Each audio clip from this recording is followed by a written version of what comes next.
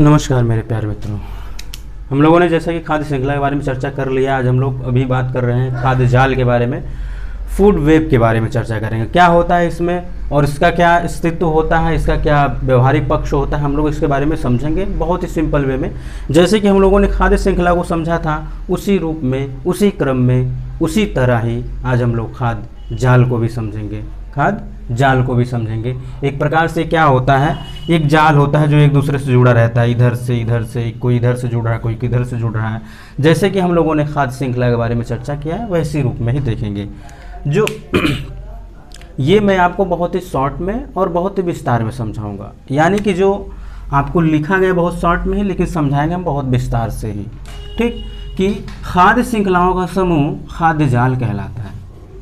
ठीक, अगर आप कहें, यदि आप ऐसा किए कि आप खाद्य श्रृंखला का वीडियो नहीं देखें, उस लेक्चर को नहीं सुने, उसको नहीं देखें, तो आपको क्या खाद्य जाल समझ में आएगा समझ में? बिल्कुल नहीं आएगा, क्योंकि खाद्य जाल समझने से पहले खाद्य श्रृंखला को समझना आवश्यक है, जो आपके इसी चैनल पर वीडियो अपलोड है, आप उसे अवश्य देखिए। ठीक, कि खाद्य श्रृंखलाओं का समूह खाद्य जाल कहलाता है तथा यह व्यवहारिक विचारधारा है।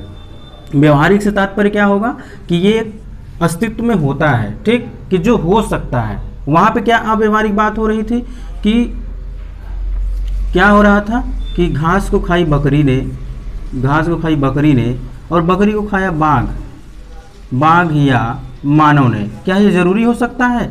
ये अव्यवहारिक बात हो सकती है। घास को टिड्डा भी खा सकता है। ठीक, टिड्डा को मेढक खा सकता है,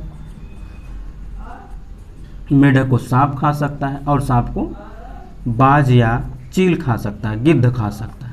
ठीक, ये देखिए कुछ प्रैक्टिकल लग रहा है, क्योंकि ये जरूरी नहीं है कि इसको यही खाए, ये भी तो हो सकता है कि नहीं हो सकता है।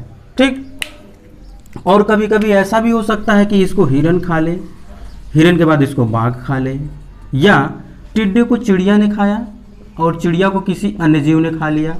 ये जो मैं श्रृंखला आपको समझा रहा हूँ, ये जो सीरीज समझा रहा हूँ, इसी प्रकार से ही आपको खाद्य जाल को भी समझना होगा। ये जितना सघन होता है, जितना ये डेंस होता है, उतना ही वहाँ का पारिस्थितिकी तंत्र क्या माना जाता है? स्थायी माना जाता है। क्या माना जाता है? स्थायी माना जाता है। आइए अब हम लोग समझते हैं कि खाद्य श्रृंखलाओं का समूह खाद्य जाल कहलाता है तथा यह व्यवहारिक होता है, विचारधारा या व्यवहारिक होता है, जिसमें जीव एक दूसरे से पोषण के लिए, एक दूसरे से किसके लिए जुड़े हैं? ये पोषण के लिए जुड़े हैं कि नहीं जुड़े हैं? एक दूसरे से ये पोषण के लिए जुड़े रहते हैं।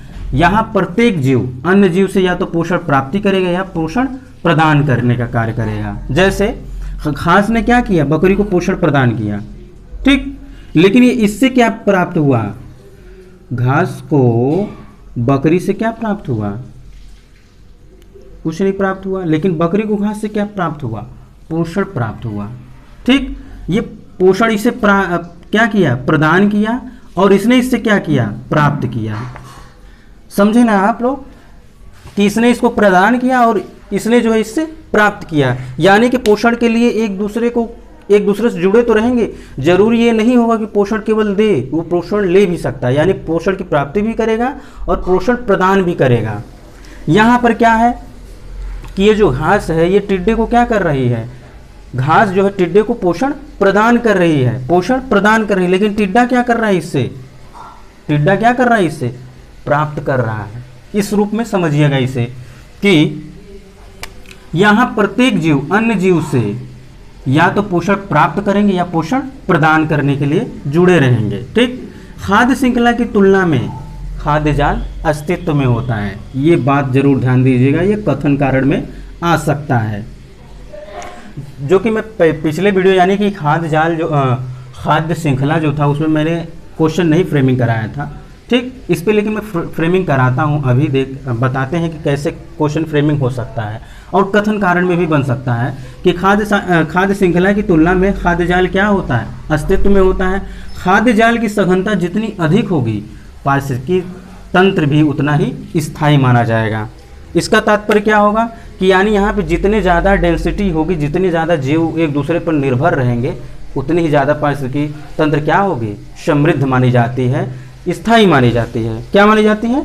समृद्ध मानी जाती है या स्थायी मानी जाती है। ठीक, आप लोगों को समझ में आ गया होगा, क्योंकि अभी खाद्य जाल आप लोगों ने समझा है, उसके साथ साथ मैं खाद्य जाल अभी समझा है, खाद्य श्रृंखला भी इससे पहले वाली वीडियो देखे होंगे, तो आपको अवश्य ही क्लियर हो गया होगा।